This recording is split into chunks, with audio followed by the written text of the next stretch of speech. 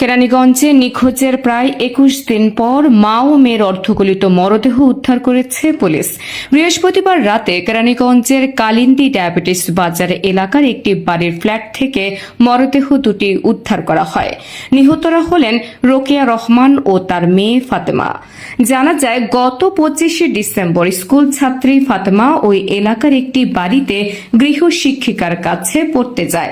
নির্ধারিত সময় পেরিয়ে গেলেও সে বাসায় না ফেরায় খোঁজে বের হন তার মা রোকেয়া রহমান। এরপর থেকেই মা ও মেয়ে দুজনেই রহস্যজনকভাবে নিখোঁজ ছিলেন। নিখোঁজের প্রায় ৩ সপ্তাহ পর বৃহস্পতিবার সন্ধ্যায় ওই বাড়ির দ্বিতীয় তলার একটি ফ্ল্যাট থেকে তীব্র দুর্গন্ধ ছড়াতে শুরু করে।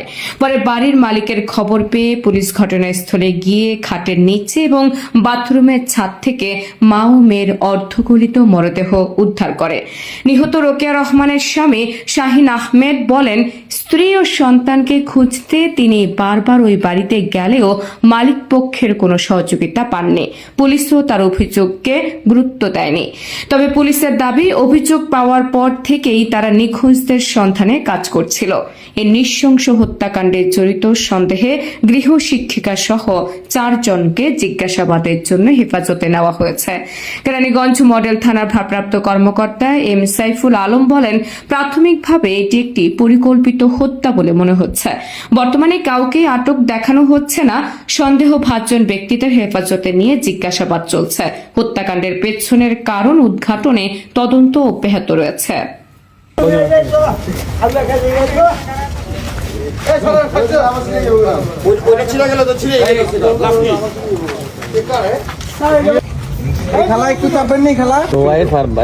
মানে পাশাপাশি ফ্ল্যাটে থাকার কারণে তারা চেনে।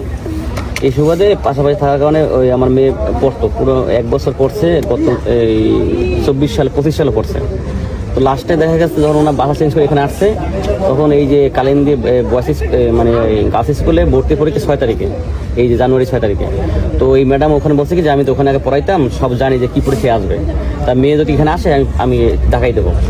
তো ওনার বৃহস্পতিবারে বুধবার এসে বলে গেছে, বৃহস্পতিবার মেয়ে 5:15টার সময় এখানে বাসায় আসছে। আসার পরে উনি ওই যে পড়তে আসছে, আবার এখান থেকে সিসিএমে দেখা যায় 5:30টার সময় বের হয়ে গেছে, 1.5 ঘন্টা এখানে ছিল।